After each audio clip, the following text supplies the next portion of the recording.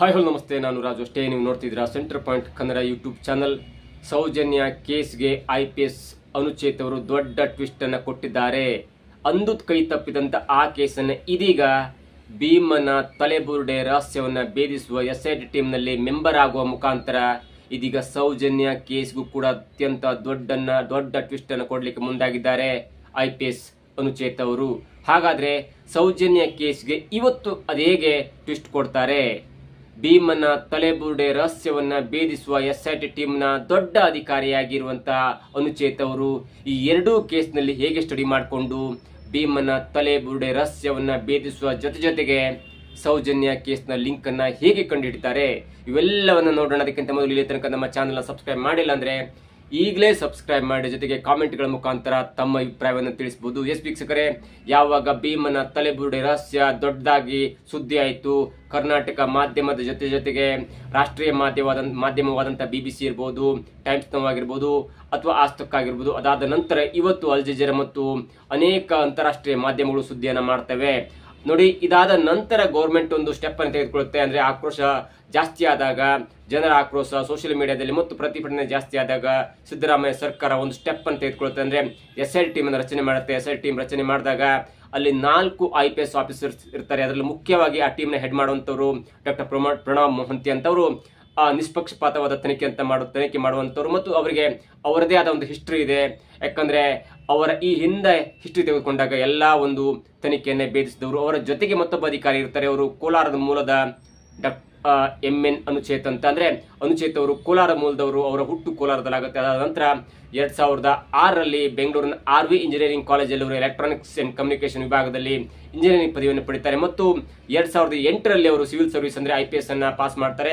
2008ರಲ್ಲಿ pass ಮಾಡಿ 2009ರಲ್ಲಿ ಅವರು ಪುತ್ತೂರು ವಿಭಾಗಕ್ಕೆ ಅಂದ್ರೆ ಸಬ್ ಡಿವಿಷನ್ ವಿಭಾಗಕ್ಕೆ ESP ಆಗಿ ಅಲ್ಲಿ ಕಾರ್ಯವನ್ನು ನಿರ್ವಹಿಸುತ್ತಾರೆ. ಇದು ಮುಖ್ಯವಾದ ಟ್ವಿಸ್ಟ್ ಅನುಚೇತ್ ಅವರ ವಿಷಯದಲ್ಲಿ. ಮತ್ತು ಈಗ ಭೀಮನ ತಲೆಬುರುಡೆ ಕೇಸ್ ಮತ್ತು ಸೌಜನ್ಯ ಈ ಕೇಸ್ ಎಲ್ಲವೂ ಪ್ಯಾರಲ್ ಆಗಿ ನಡೀತಿರುವಾಗ ಅನುಚೇತ್ ಅವರು 2009 ಪುತ್ತೂರಲ್ಲಿ ಸಬ್ ಡಿವಿಷನ್ ವಿಭಾಗದಲ್ಲಿ ಅವರು ESP ಆಗಿ ಕೆಲಸವನ್ನು ನಿರ್ವಹಿಸುತ್ತಾರೆ. ಇದು ಒಂದು ಭಾಗ. ನೋಡಿ, SIT ಟೀಮ್ ಅನ್ನು ರಚನೆ ಮಾಡಿದಾಗ ಸರ್ಕಾರದ ವತಿಯಿಂದ 4 IPS ಆಫೀಸರ್ಸ್ ಇರ್ತಾರೆ. ಮೊಹಂತಿ ಜೊತೆಗೆ ಅನುಚೇತ್ ಅವರು ಇರ್ತಾರೆ. ನೋಡಿ, ಒಂದು ದಿನದ ನಂತರ ಒಂದು ಸುದ್ದಿ ಹರಿದಾಡುತ್ತೆ. ಅದೇನಂದ್ರೆ ಅನುಚೇತ್ ಅವರು ಮತ್ತೊಂದು ಮಹಿಳಾ ಅಧಿಕಾರಿ ಈ SIT ಟೀಮ್ನಿಂದ ಹಿಂದೆ ಸರಿಯುತ್ತಾ ಇದ್ದಾರೆ, ಹಿಂದೇಟು ಹಾಕ್ತಾ ಇದ್ದಾರೆ ಅನ್ನುವಂಥ ಸುದ್ದಿ ಬರ್ತದೆ. ಅದಕ್ಕೆ ಮೂಲವಾದ ಕಾರಣ ಅದೇನಂದ್ರೆ ಅನುಚೇತ್ ಅವರನ್ನ ಸಂಪರ್ಕ ಮಾಡಿ ನೀವು ಕೂಡ SIT ಟೀಮ್ನ ಭಾಗವಾಗಿರ್ಬೇಕು ಅಂತ ಹೇಳಿದಾಗ ಅವರು ಒಂದು ಸವಾಲನ್ನು ಹಾಕ್ತಾರೆ, ಒಂದು ಮನವಿಯನ್ನು ಕೊಡ್ತಾರೆ. ಅದೇನಂದ್ರೆ ನಾನು ಮತ್ತು ಡಾಕ್ಟರ್ ಮೊಹಂತಿ ಅವರು SIT ಟೀಮ್ನ ಭಾಗವಾಗಿರ್ಬೇಕಾದ್ರೆ ನಾವು ಕೆಲಸವನ್ನು ಮಾಡ್ತೇವೆ. ಇದು ಅತ್ಯಂತ ದೊಡ್ಡದಾದ ಕೆಲಸ. ಯಾಕಂದ್ರೆ ನಿಮ್ಗೆ 25-30 ವರ್ಷದ ಹಿಂದೆ ಹೂತಿರುವಂತಹ ತಲೆಬುರುಡೆ ರಹಸ್ಯವನ್ನು ಭೇದಿಸಬೇಕಂದ್ರೆ ನಿಮ್ಗೆ ಬುರುಡೆ ಸಿಗುತ್ತೆ. ಆದ್ರೆ ಬುರುಡೆಗೆ ಸಂಬಂಧಪಟ್ಟಂತ ಕುಟುಂಬಸ್ಥರು ಸಿಗಲ್ಲ. ಅವ್ರ DNA ಕಷ್ಟ ಆಗುತ್ತೆ ಮತ್ತು ಅದಕ್ಕೆ ಒಂದು ತಾರ್ಕಿಕ ಅಂತ್ಯವನ್ನು ಹಾಡ್ಲಿಕ್ಕಾಗಲ್ಲ ಒಂದು ದೃಷ್ಟಿಯಲ್ಲಿ. ಅಥವಾ ನಾವು ಅಂತ ಕೆಲಸವನ್ನು ಮಾಡ್ಲಿಕ್ಕೆ ಹೋದಾಗ ಅಲ್ಲಿ ಲೋಕಲ್ ಏಡ್ಸ್ ಇರ್ಬೋದು ಅಥವಾ ಅಲ್ಲಿನ ಒಂದು ಪ್ರಭಾವಿಗಳು ನಮ್ಮ ಮೇಲೆ ಪ್ರಭಾವವನ್ನು ಬೀರ್ತಾರೆ. ಈ ಹಿಂದೆ ಕೂಡ ನನಗೆ ಹಾಗೆ ಆಗಿತ್ತು. ಸೌಜನ್ಯ ಕೇಸರು ಕೂಡ ಹಾಗೆ ಆಗಿತ್ತು. ಸೌಜನ್ಯ ಕೇಸನ್ನ ನೋಡಿ, ಆ ಧರ್ಮಸ್ಥಳದ ಸುತ್ತಮುತ್ತ ಅಥವಾ ಮಂಗಳೂರು ಸುತ್ತಮುತ್ತ ಅನೇಕ ಸಹಜ ಸಾವುಗಳಾಗಿದೆ. ಅನೇಕ ಪ್ರಭಾವಗಳು ಬೀರ್ತವೆ. ಅನೇಕ ಪ್ರಭಾವಿಗಳು ತಮ್ಮ ಕೈ ಚಳಕವನ್ನು ತೋರಿಸ್ತಾರೆ ಅನ್ನೋ ದೃಷ್ಟಿಯಲ್ಲಿ ಅನೇಕ ಸಾವು ನೋವುಗಳಾಗಿದ್ದು. ಆದರೆ ಪ್ರಥಮ ಬಾರಿಗೆ ಒಂದು ಸಾಕ್ಷ್ಯ ಸಿಕ್ಕ ಸಾವು ಅಂದ್ರೆ ಕೊಲೆ, ಅತ್ಯಾಚಾರ ಆಗಿ ಸಾವನ್ನಪ್ಪಿದ ಒಂದು ದೇಹ, ಒಂದು ಮೃತದೇಹ ಸಿಕ್ಕಿದ್ದು. ಅದ್ಯಾವುದಂದ್ರೆ ಸೌಜನ್ಯ ಕೇಸ್. ಅಲ್ಲೇ ತನಕ ಕೊಲೆಯಾಗಿತ್ತು, ನಾಪತ್ತೆಯಾಗಿತ್ತು, ಅಲ್ಲಿ ಸಿಕ್ತು, ಎಷ್ಟೋ ದಿನದ ನಂತರ ಸಿಕ್ತು ಅಥವಾ ಮೂಳೆ ಸಿಕ್ತು ಎನ್ನುವಂತ ಒಂದು ಸುದ್ದಿ ಮಾತ್ರ ಹರಿದಾಡ್ತಿತ್ತು. ಆದ್ರೆ ಅನುಚೇತ್ ಅವರ ಒಂದು ಕಾರ್ಯವೈಖರಿ ಹೇಗಿತ್ತಂದ್ರೆ ಅವರು 2009 ಡಿಸೆಂಬರ್ ಟೈಮಲ್ಲಿ ಅಪಾಯಿಂಟ್ ಆಗ್ತಾರೆ. ಎಲ್ಲಿ ಪುತ್ತೂರು ವಿಭಾಗದಲ್ಲಿ. ಅವರು ಕೂಡ ಸೌಜನ್ಯ ಕೇಸನ್ನ ಭೇದಿಸುವಲ್ಲಿ ಪ್ರಮುಖ ಪಾತ್ರವನ್ನು ವಹಿಸ್ತಾರೆ. ಕೇವಲ ಕೆಲವೇ ದಿನಗಳಲ್ಲಿ ಸೌಜನ್ಯ ಬಾಡಿಯನ್ನ ಕಂಡುಹಿಡಿದ್ರಲ್ಲಿ, ಪತ್ತೆ ಹಚ್ಚುವುದರಲ್ಲಿ ಇದೇ ಅಧಿಕಾರಿ ಅಂದ್ರೆ ಅನುಚೇತ್ ಅವರ ಪಾತ್ರ ದೊಡ್ಡದಾಗಿರುತ್ತೆ. ಅದು ಕೂಡ ಪ್ರಭಾವಿಗಳಿಗೆ ಮನವರಿಕೆ ಆಗುತ್ತೆ. ಅದಾದ ನಂತರ ಸೌಜನ್ಯ ಕೊಲೆಯಾಗತ್ತಲ್ಲ 2012ರಲ್ಲಿ. ಆ ಟೈಮಲ್ಲಿ ಅವರು ಅದೇ ಪುತ್ತೂರು ವಿಭಾಗದಲ್ಲಿ ಅಧಿಕಾರಿಯಾಗಿರ್ತಾರೆ. ಸೌಜನ್ಯ ಕೇಸ್ನ ಪತ್ತೆ ಹಚ್ಚುವಲ್ಲಿ, ಮೃತದೇಹವನ್ನು ಪತ್ತೆ ಹಚ್ಚುವಲ್ಲಿ ಅವರ ಕಾರ್ಯವೈಖರಿ ಪಾತ್ರ ದೊಡ್ಡದಾಗಿರುತ್ತೆ. ಯಾವಾಗ ಸೌಜನ್ಯ ಕೊಲೆಯಾದ ನಂತರ ಅವ್ರ ಬಾಡಿ ಸಿಗತ್ತಲ್ಲ, ಆ ಬಾಡಿ ಇಂದಿಗೂ ಕೂಡ ಅತ್ಯಂತ ದೊಡ್ಡ ಸಾಕ್ಷ್ಯವಾಗಿರುತ್ತೆ. ಅಲ್ಲಿ ತನಕ ಅನೇಕ ಕೊಲೆಗಳಾಗಿದ್ದು, ಅನೇಕ ಅತ್ಯಾಚಾರ ಆಗಿದ್ದು, ಅನೇಕ ಮಿಸ್ಸಿಂಗ್ ಕಂಪ್ಲೇಂಟ್ ಆಗಿದ್ದು, ಆದ್ರೆ ಯಾವುದಕ್ಕೂ ಕೂಡ ಬಾಡಿ ಸಿಕ್ಕಿರಲಿಲ್ಲ. ಬಾಡಿ ಎನ್ನುವಂತ ಸಾಕ್ಷ್ಯ ಸಿಗ್ಲಿಲ್ಲ ಅಂದ್ರೆ ನಿಮ್ಗೆ ಏನ್ ಮಾಡ್ಲಿಕ್ಕಾಗಲ್ಲ. ಆದ್ರೆ ಪ್ರಥಮ ಬಾರಿಗೆ ಅನುಚೇತ್ ಅವರ ಕಾರ್ಯವೈಖರಿಗೆ ಸೌಜನ್ಯ ಅವರ ಬಾಡಿ ಸಿಗತ್ತೆ. ಆ ಸುದ್ದಿ ತಿಳಿದಂತ ಪ್ರಭಾವಿಗಳು ಒತ್ತಡ ಹೇರಿ ಅವರನ್ನ ಟ್ರಾನ್ಸ್ಫರ್ ಮಾಡ್ಬಿಡ್ತಾರೆ. ನೋಡಿ, ಆವಾಗ ಅನುಚೇತ್ ಅವರಿಗೆ ಬೇಜಾರಾಗುತ್ತೆ. ಏನೋ ಒಂದು ಸುದ್ದಿ ಸಿಕ್ತು, ಏನೋ ಒಂದು ಸಾಕ್ಷ್ಯ ಕೈ ಸಿಕ್ತು ಎನ್ನುವಾಗ ಅದು ಕೂಡ ಅವ್ರ ಕೈ ತಪ್ಪೋಗುತ್ತೆ. ಆ ಬೇಸರ ಇಂದಿಗಿರುತ್ತೆ. ನೋಡಿ, ಅದು ಎಲ್ಲಿ ತನಕ ಕ್ಯಾರಿ ಆಗತ್ತಂದ್ರೆ ಸರ್ಕಾರ, ಸಿದ್ದರಾಮಯ್ಯ ಸರ್ಕಾರ SIT ಟೀಮ್ ರಚನೆ ಮಾಡಿ ಅನುಚೇತ್ ಅವ್ರನ್ನ ಅಲ್ಲಿ ಅಪಾಯಿಂಟ್ ಮಾಡಿದಾಗ ಅಥವಾ ಡಿಪ್ಲಾಯ್ ಮಾಡಿದಾಗ ಅವರು ಒಂದು ಮನವಿಯನ್ನು ಕೊಡ್ತಾರೆ.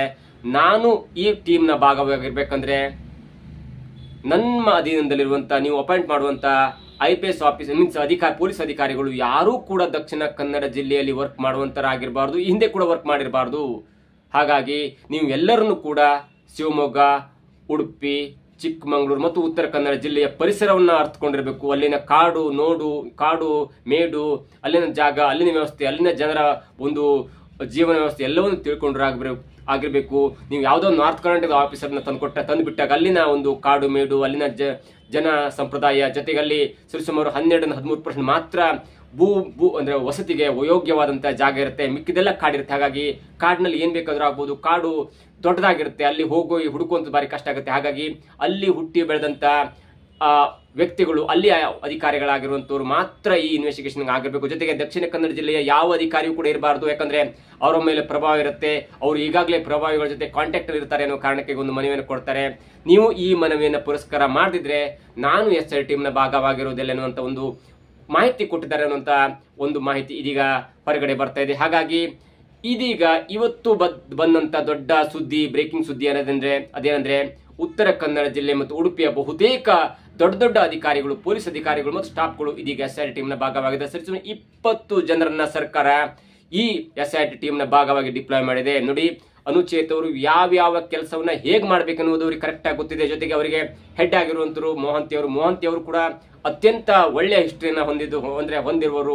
ಹಾಗಾಗಿ ಅನುಚೇತ್ ಅವರ ಈ ಕಾರ್ಯವೈಖರಿ ಇದೀಗ ಸೌಜನ್ಯ ಕೇಸ್ಗೂ ಲಿಂಕ್ ಮಾಡುತ್ತೆ. ಸೌಜನ್ಯ ಕೇಸನ್ನು ಭೇದಿಸ್ತಾರೆ ಎನ್ನುವಂತ ಮಾಹಿತಿ ಇದೀಗ ಸಿಗ್ತಿದೆ. ಹಾಗಾಗಿ IPS ಆಫೀಸರ್ ಆಗಿರುವಂತಹ ಮತ್ತು ಬೆಂಗಳೂರಿನ ಟ್ರಾಫಿಕ್ ಜಾಯಿಂಟ್ ಕಮಿಷನರ್ ಆಗಿರುವಂತ ಅನುಚೇತ್ ಅವರು ಅಂದು ಕೈ ತಪ್ಪಿ ಹೋಗಿರುವಂತ ಒಂದು ಸಾಕ್ಷ್ಯ ಅಥವಾ ಒಂದು ಅವಕಾಶ ಇದೀಗ ಭೀಮನ ತಲೆಬುರುಡೆ ರಹಸ್ಯವನ್ನ ಭೇದಿಸುವ ಮೂಲಕ ಜೊತೆಗೆ ಸೌಜನ್ಯ ಕೇಸ್ಗೂ ಲಿಂಕ್ ಅನ್ನ ತಂದು ಕೊಡೋದ್ರ ಮುಖಾಂತರ ಇದೀಗ ದೊಡ್ಡ ಹೆಜ್ಜೆಯನ್ನ ಇಟ್ಟಿದ್ದಾರೆ ಅಂತ ಹೇಳ್ಬೋದು. ನೋಡಿ, 2012ರಲ್ಲಿ ಸೌಜನ್ಯ ಕೊಲೆಯಾಗುತ್ತೆ. ಆವಾಗ ಅವ್ರು ಟ್ರಾನ್ಸ್ಫರ್ ಆಗುತ್ತೆ, ಬಾಡಿ ಸಿಕ್ಕನ್ನಂತ ಟ್ರಾನ್ಸ್ಫರ್ ಆಗುತ್ತೆ. ಅದಾದ ನಂತರ ಅವರ ಕಾರ್ಯವೈಖರಿ ಸರ್ಕಾರಕ್ಕೆ ಗೊತ್ತಿರುತ್ತೆ. 2017 ಸೆಪ್ಟೆಂಬರ್ 5ರಂದು ಗೌರಿ ಲಂಕೇಶ್ವರ ಹತ್ಯೆ ಆಗುತ್ತೆ ಬೆಂಗಳೂರಿನಲ್ಲಿ. ಆಗ್ಲೂ ಕೂಡ ಅನುಚೇತ್ ಅವರು ಆ SIT ಟೀಮ್ನ ಭಾಗವಾಗಿರ್ತಾರೆ. ಆಗ್ಲೂ ಕೂಡ ಆರೋಪಿಗಳನ್ನ ಹೆಡಿಮುರಿ ಕಟ್ಟು ಹಿಡ್ಕೊಂಡು ಬಂದಿರ್ತಾರೆ. ಆದ್ರೆ ಅದಾದ ನಂತರ ಪ್ರಕರಣ ಯಾವ ರೀತಿ ತಿರುವು ಪಡ್ಕೊಳುತ್ತೆ ಮತ್ತು ಅವರು ಯಾವುದೇ ರೀತಿ ಖುಲಾಸೆ ಆಗ್ತಾರೆ. ಆದ್ರೆ ಅಂತ ದೊಡ್ಡ ಪ್ರಭಾವಿ ಹಿಡ್ಕೊಂಡು ಬಂದು ಅವರ ಶಿಷ್ಯಂದ್ರ ಹಿಡ್ಕೊಂಡು ಬಂದು ಒಂದು ಕಟಕಟೆಯಲ್ಲಿ ನಿಲ್ಲಿಸೋದಿಲ್ಲ, ಅದು ಕೂಡ ಅಧಿಕಾರಿಯ ಒಂದು ಡೇರ್ ಅಂತ ಹೇಳ್ಬೋದು. ಇದೀಗ ಅವರು ಬೆಂಗಳೂರಿನ ಟ್ರಾಫಿಕ್ ಜಾಯಿಂಟ್ ಕಮಿಷನರ್ ಆಗಿ ಕೆಲಸ ಮಾಡ್ತಿದ್ದಾರೆ.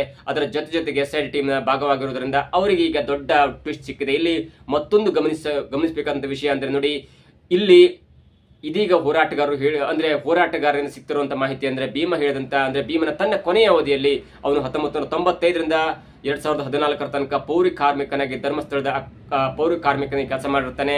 ಅವನು ನೂರಾರು ಅಸಹಜ ಸಾವುಗಳಿಂದ ಕೂಡಿರುವಂತಹ ಶವಗಳನ್ನು ಹೂತಿಟ್ಟಿರ್ತಾನೆ ಅಂತ ಮಾಹಿತಿ ಇದೀಗ 164 ಸ್ಟೇಟ್ ನಲ್ಲಿ ಕೊಟ್ಟಿದ್ದಾನೆ. ಆದ್ರೆ 2003ರ ನಂತರ ಬೆಂಗಳೂರು ದಕ್ಷಿಣ ಕನ್ನಡ ಜಿಲ್ಲೆ ಅಂದ್ರೆ ಧರ್ಮಸ್ಥಳದ ಗ್ರಾಮ ಪಂಚಾಯತ್ ವ್ಯಾಪ್ತಿಯಲ್ಲಿ ರುದ್ರಭೂಮಿ ಬಂದಿದೆ. ಅದಾದ ನಂತರ ಯಾವ ಹೆಣೆಗಳನ್ನ ಹೂತಾಕಿದ್ದಾರೆ, ಯಾವ ಹೆಣೆಗಳನ್ನು ಸುಟ್ಟಾಕಿದ್ದಾರೆ ಎಲ್ಲವೂ ಕೂಡ ದಾಖಲಾತಿ ಸಿಗುತ್ತೆ. ಆದ್ರೆ ಅದಕ್ಕೆ ಹಿಂದೆ ಹೋಲಿಕೆ ಮಾಡೋದಾದ್ರೆ 2003 ತನಕ ಅಲ್ಲಿ ರುದ್ರಭೂಮಿ ಇರಲ್ಲ.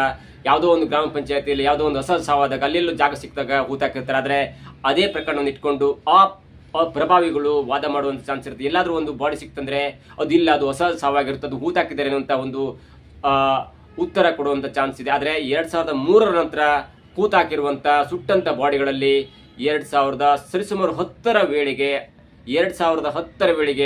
ಭೀಮ ಹೇಳುವ ಪ್ರಕಾರ ಒಂದು ಸ್ಕೂಲ್ ಹುಡುಗಿಯ ಬ್ಯಾಗ್ ಹೊತ್ತಿರುವಂತ ಒಂದು ಸ್ಕೂಲ್ ಹುಡುಗಿ ಸರಿಸುಮಾರು 7ನೇ 8ನೇ ಕ್ಲಾಸ್ ಅಂದ್ರೆ ಅವಳಿಗೆ 13-14 ವರ್ಷ ಆಗಿರುತ್ತೆ. ಅಂತ ಒಂದು ಬಾಡಿ ಸಿಕ್ಕಿರುತ್ತೆ. ಅವಳ ಮೈ ಮೇಲೆ ಗಾಯ ಆಗಿರುತ್ತೆ, ಬಾಯಲ್ಲಿ ರಕ್ತ ಬಂದಿರುತ್ತೆ, ಅವಳ ಮೇಲೆ ದೌರ್ಜನ್ಯ ಅತ್ಯಾಚಾರ ಆಗಿದೆ ಅನ್ನುವಂತ ಸುಳಿ ಕೂಡ ಸಿಕ್ಕುತ್ತೆ. ಆದ್ರೂ ಪ್ರಭಾವಿಗಳಿಗೆ ಒತ್ತಡಕ್ಕೆ ಮಣಿದು ಅವನು ಒಂದು ಸ್ಥಳದಲ್ಲಿ ಹೂತಾಕಿರ್ತಾನೆ. ಆ ಸಾಕ್ಷ್ಯವನ್ನ ಬಿಟ್ಟು ಮಿಕ್ಕ ಯಾವ ಸಾಕ್ಷ್ಯ ಸಿಕ್ಕರೂ ಕೂಡ ನಿಮಗೆ ಸಂಸ್ಕಾರ ಮಾಡಬಹುದು, ಅವರಿಗೆ ಅಂತ್ಯ ಸಂಸ್ಕಾರ ಮಾಡಬಹುದು ಅಥವಾ ಮೋಕ್ಷ ಸಿಗಬಹುದು ಎನ್ನುವಂತ ಪೂಜೆ ಪುರಸ್ಕಾರ ಮಾಡಬಹುದೇ ಹೊರತು ಆ ವ್ಯಕ್ತಿಗಳು ಆ ಮೂಳೆ ಅಥವಾ ಆ ಮೃತದೇಹ ಯಾವ ಕಾರಣಕ್ಕೆ ಕೊಲೆಯಾಯಿತು ಎನ್ನುವುದು ಕೂಡ ನಮಗೆ DNA ಪರೀಕ್ಷೆ ಆಗಿರ್ಬೋದು, FSL ಪರೀಕ್ಷೆಯಲ್ಲಿ ಅತ್ಯಂತ ಕಷ್ಟವಾಗುತ್ತೆ ಎನ್ನುವುದು ಇದೀಗ ಮಾಜಿ FSL ಅಧಿಕಾರಿ ಆಗಿರ್ಬೋದು, ಮಾಜಿ ಪೊಲೀಸ್ ಅಧಿಕಾರಿಗಳು ಹೇಳ್ತಾ ಇದ್ದಾರೆ. ಹಾಗಾಗಿ ನೋಡಿ, ಸುಜಾತ ಭಟ್ ಅವರು ಕೊಟ್ಟಂತ ಕಂಪ್ಲೇಂಟ್ ನಿಂದ ಅನನ್ಯ ಭಟ್ ಅವರ ತಲೆಬುರುಡೆ ಸಿಗಬಹುದೇ ಹೊರತು ಒಂದು ವೇಳೆ ಸಿಕ್ಕರೆ, ಆ ಬಾಡಿ ಸಿಕ್ಕರೆ, ಆ DNA ಟೆಸ್ಟ್ ನಲ್ಲಿ ಸಿಕ್ಕಿದ್ರೆ ಅದು ಏನಾದರೂ ಸುಜಾತ ಭಟ್ ಅವ್ರ ಜೊತೆ ಮ್ಯಾಚ್ ಆದ್ರೆ ಅಲ್ಲಿ ಒಂದು ಬಾಡಿ ಸಿಗಬಹುದು. ಆದ್ರೆ ಕೊಲೆಗೆ ಕಾರಣ ಕಂಡುಹಿಡಿದು ಭಾರಿ ಕಷ್ಟ ಆಗತ್ತೆ. ಹಾಗಾಗಿ ಇಲ್ಲಿ SIT ಟೀಮ್ ರಚನೆ ಮಾಡೋದ್ರಿಂದ ದೊಡ್ಡ ಲಾಭ ಆಗುತ್ತೋ ಬಿಡುತ್ತೆ ಅನ್ನೋದು ಜೊತೆಗೆ ಇದೀಗ ಆ ಹೋರಾಟಗಾರ ಅಥವಾ ಭೀಮಾ ಹೇಳಿರುವಂತ ಒಂದು ಸಾಕ್ಷಿ ಇದೆಯಲ್ಲ, 2010-11 ಸುಮಾರಿಗೆ ನಾನು ಒಂದು ಸ್ಕೂಲ್ ಹುಡುಗಿಯ ಮೃತದೇಹವನ್ನ ಹೂತಾಕಿದ್ದೇನೆ ಅನ್ನುವಂತ ಸ್ಟೇಟ್ಮೆಂಟ್ಗೆ ಅನುಚೇತವರಿಗೆ ಭಾರಿ ಅದು ಏನಾದ್ರೂ ಮಾಡಿ ಈ ವ್ಯಕ್ತಿ ಅಂದ್ರೆ ಈ ಬಾಡಿಯನ್ನ ಹುಡುಕ್ಲೇಬೇಕನ್ನುವಂತ ಪಣಕ್ಕೆ ತೊಟ್ಟಂತಿದೆ SIT ಟೀಮ್ ಮತ್ತು ಅನುಚೇತವರು. ಒಂದು ವೇಳೆ ಆ ಬಾಡಿ ಸಿಕ್ಕಿಬಿಟ್ರೆ, ಭೀಮಾ ಹೇಳಿದಂತ ಆ ಬಾಡಿ ಸಿಕ್ಕಿಬಿಟ್ರೆ, ಈಗಾಗಲೇ ಹೋರಾಟಗಾರರು ಆ ಬಾಡಿಯ ಅಂದ್ರೆ ಆ ಹುಡುಗಿಯ ಮನೆತನದವರನ್ನ ಈಗಾಗಲೇ ಸುರಕ್ಷಿತವಾಗಿ ಒಂದು ಸ್ಥಳದಲ್ಲಿ ಇಟ್ಟಿದ್ದಾರೆ ಅನ್ನುವಂತ ಮಾಹಿತಿ ಕೂಡ ಸಿಗ್ತಾ ಇದೆ. ಅವರು ಗೌಡ ಕುಟುಂಬದವರು, ತಂದೆ ತಾಯಿ ಅವರು ಈಗಲೂ ಇದ್ದಾರೆ. 2011-12ರಲ್ಲಿ ಮಿಸ್ಸಿಂಗ್ ಕಂಪ್ಲೇಂಟ್ ಕೂಡ ಕೊಟ್ಟಿದ್ದಾರೆ ಅನ್ನುವಂತ ಮಾಹಿತಿ ಸಿಗ್ತಾ ಇದೆ. ಹಾಗಾಗಿ ಅನುಚೇತ್ ಅವರು ಮತ್ತು ಅವರ ಟೀಮ್ ಇದೀಗ ದಕ್ಷಿಣ ಕನ್ನಡ ಜಿಲ್ಲೆಗೆ ಎಂಟ್ರಿ ಕೊಡುತ್ತೆ. ಅವರಿಗೆ SIT ಟೀಮ್ ಫಾರ್ಮ್ ಆಗಿದೆ. 4 ಜನ IPS ಆಫೀಸರ್ ಇರ್ತಾರೆ ಮತ್ತು 20 ಜನ ಅವರಿಗೆ ಸಪೋರ್ಟಿಂಗ್ ಸ್ಟಾಫ್ ಇರ್ತಾರೆ, ಪೊಲೀಸ್ ಅಧಿಕಾರಿಗಳ ಜೊತೆಗೆ ಸ್ಟಾಫ್ ಇರ್ತಾರೆ. 24 ಜನರ ತಂಡ ಇದೀಗ ಭೀಮನ ತಲೆಬುರುಡೆ ರಹಸ್ಯವನ್ನ ಭೇದಿಸಬೇಕು. ಜೊತೆಗೆ 13-14 ವರ್ಷದ ಯುವತಿಯ ಬುರುಡೆ ಅಥವಾ ಮೂಳೆಯನ್ನ ಹೊರತೆಗೆದು ಆದಷ್ಟು ಬೇಗ FSLಗೆ ಕಳಿಸಬೇಕು. ಜೊತೆಗೆ ಅವರ DNA ಟೆಸ್ಟ್ ಅನ್ನ, ಆ ಮೂಳೆಯ DNA ಟೆಸ್ಟ್ ಅನ್ನ ಅವರ ಕುಟುಂಬಸ್ಥರ ಜೊತೆಗೆ ಪರೀಕ್ಷೆ ಮಾಡಿ ಮ್ಯಾಚ್ ಮಾಡಬೇಕು. ಜೊತೆಗೆ ಅದಕ್ಕೆ ಕಾರಣಕರ್ತರಾದಂತಂದ್ರೆ ನಿಮ್ಗೆ 16-20-25 ವರ್ಷ ಆದಾಗ ಅವರಿಗೆ ಕೊಲೆಗೆ ಮೂಲ ಕಾರಣ ಸಿಗಲ್ಲ. ಆದ್ರೆ ಈ ಹುಡುಗಿ ದೌರ್ಜನ್ಯ ಆಗಿದೆ, ಅವಳಿಗೆ ಬಾಯಲ್ಲಿ ರಕ್ತ ಬಂದೆ ಮತ್ತು ಲೈಂಗಿಕ ದೌರ್ಜನ್ಯ ಆಗಿರುವಂತಹ ಒಂದು ಸಂದೇಹ ಇದೆ ಅನ್ನುವ ಕಾರಣಕ್ಕಾಗಿ ಏನಾದ್ರೂ ಅವಳ ಮೇಲೆ ಲೈಂಗಿಕ ದೌರ್ಜನ್ಯ ಆದ್ರೆ ಆ ಮೂಳೆಗಳಲ್ಲಿ ಲೈಂಗಿಕ ದೌರ್ಜನ್ಯ ಆಗಲ್ಪಟ್ಟಂತ ಒಂದು DNA ಇರುತ್ತೆ.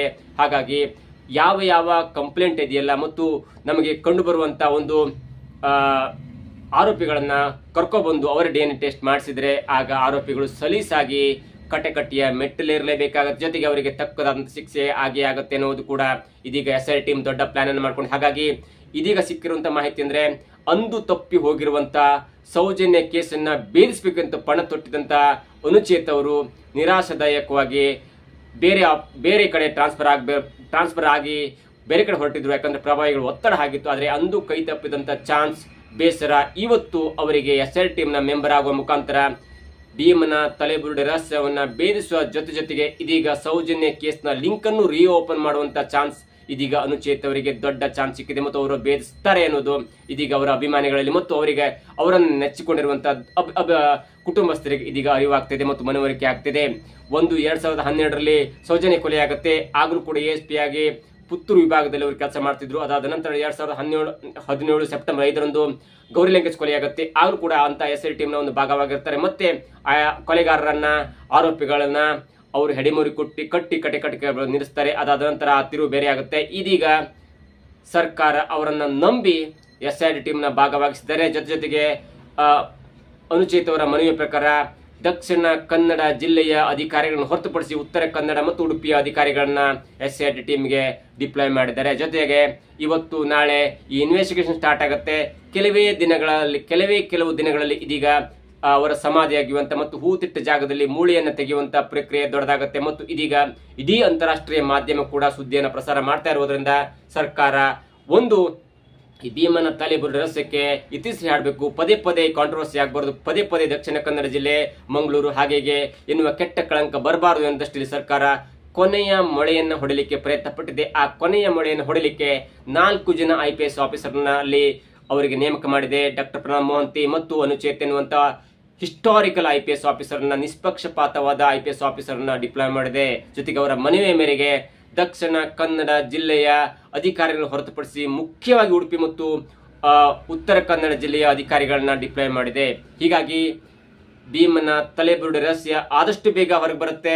ಜೊತೆಗೆ ಅಲ್ಲಿ ಇರುವಂತ ಲಿಂಕ್ ಅನ್ನ ಇಟ್ಕೊಂಡು ಸೌಜನ್ಯ ಕೇಸನ್ನು ರಿಓಪನ್ ಮಾಡುವಂತ ಮತ್ತು ಚಳಿ ಬಿಡಿಸುವಂತ ಅವರನ್ನ ಕಟೆಕಟೆಯಲ್ಲಿ ನಿಲ್ಲಿಸಿ ಅಥವಾ ಪೊಲೀಸ್ ಕಸ್ಟಡಿಗೆ ತೆಗೆದುಕೊಂಡು ಬಂದು ಸೌಜನ್ಯ ಕೇಸ್ನನ್ನು ಕೂಡ ರಿಓಪನ್ ಮಾಡುವಂತ ಚಾನ್ಸ್ ಎಲ್ಲವೂ ಕೂಡ ಇದೆ. ಹೀಗಾಗಿ ಹೋರಾಟಗಾರರಿಗೆ ಒಂದ್ ಕಡೆ ಇಲ್ಲೋ ಒಂದ್ ಕಡೆ ಆಶಾಭಾವನೆ ಇದೆ. ನೋಡಿ, ಅಸಹಜ ಸಾವಾಗಬಾರ್ದು, ಅದರಲ್ಲೂ ಹುಡುಗಿಯರು, ಚಿಕ್ಕ ಹುಡುಗಿಯರು, ಹೈಸ್ಕೂಲ್ ಅಥವಾ ಪ್ರೌಢಾವಸ್ಥೆಗೆ ಬಂದಿರುವಂತಹ ಹುಡುಗಿಯರನ್ನ ಟಾರ್ಗೆಟ್ ಮಾಡಿ ಕೊಲೆ ಮಾಡಲಾಗ್ತಿತ್ತು. ಅದಕ್ಕೆ ಬೇರೆ ಬೇರೆ ಕಾರಣ ಕೂಡ ಇತ್ತು ಎನ್ನುವ ದೃಷ್ಟಿಯಲ್ಲಿ ಇದೀಗ ಅಂತಹ ಪ್ರಕರಣಗಳಿಗೆ ಕೊನೆಯ ಮಳೆಯನ್ನು ಹೊಡೆಯಬೇಕು. ಒಂದ್ ವೇಳೆ ಇಲ್ಲೂ ಕೂಡ ನಾವು ಯಶಸ್ಸು ಕಾಣಲಿಲ್ಲ ಅಂದ್ರೆ ಹೋರಾಟ ಮಾಡಲೇಬಾರದು ಅನ್ನೋ ದೃಷ್ಟಿಯಲ್ಲಿ ಹೋರಾಟಗಾರರು ಕೂಡ ಎಲ್ಲವನ್ನು ಕೈ ಚೆಲ್ಲುವಂತ ಒಂದು ಹಂತಕ್ಕೆ ಬಂದಿದ್ರು. ಆದ್ರೆ SIT ಟೀಮ್ ನಲ್ಲಿ ಅನುಚೇತ್ ಅವರನ್ನ ಅಪಾಯಿಂಟ್ ಮಾಡಿದ್ದನ್ನು ನೋಡಿದ್ರಿ, ಹೋರಾಟಗಾರರಿಗೆ ಎಲ್ಲೋ ಒಂದ್ ಕಡೆ ಆಶಾಭಾವನೆ ಬಂದಿದೆ. ಭೀಮನ ತಲೆಬುರುಡೆ ರಹಸ್ಯ ಭೇದಿಸಿದರ ಜೊತೆಗೆ ಸೌಜನ್ಯ ಕೇಸ್ ಕೂಡ ಇಲ್ಲಿ ಮತ್ತೆ ಮರುಜೀವವನ್ನ ಪಡೆದುಕೊಳ್ಳುತ್ತೆ ಮತ್ತು ಅನೇಕ ಹೋರಾಟಕ್ಕೆ ಸ್ಫೂರ್ತಿಯಾಗಿರುವಂತಹ ಸೌಜನ್ಯ ಮೃತದೇಹಕ್ಕೆ ಶಾಂತಿ ಸಿಗಬೇಕು ಮತ್ತು ಸೌಜನ್ಯ ಕೊಲೆಗೆ ಕಾರಣಕರ್ತರಾದಂತ ಈ ಆರೋಪಿಗಳಿಗೆ ಗಲ್ಲು ಶಿಕ್ಷೆ ಆಗಬೇಕು ಅಥವಾ ಅವರಿಗೆ ಶಿಕ್ಷೆ ಆಗಬೇಕಿರೋ ದೃಷ್ಟಿಯಲ್ಲಿ ಹೋರಾಟಗಾರರ ಒಂದು ಪ್ರಾರ್ಥನೆ ಫಲಿಸುತ್ತಾ ಎನ್ನುವುದು ಕೂಡ ಇದೀಗ ದೊಡ್ಡ ಕುತೂಹಲಕ್ಕೆ ಕಾರಣವಾಗುತ್ತೆ. ಅವೆಲ್ಲವೂ ಕೂಡ ಅನುಚೇತ್ ಮತ್ತು ಮೊಹಂತಿ ಅನ್ನುವಂತಹ ಪ್ರಾಮಾಣಿಕ ಅಧಿಕಾರಿಯ ಮೇಲೆ ನಿಂತಿದೆ ಅನ್ನೋದು ಕೂಡ ಇದೀಗ ಸ್ಪಷ್ಟವಾಗುತ್ತೆ. ಇದಾಗಿತ್ತು ಇವತ್ತಿನ ವಿಶೇಷ. ನೋಡ್ತಾ ಇರಿ centre point Kannada YouTube channel.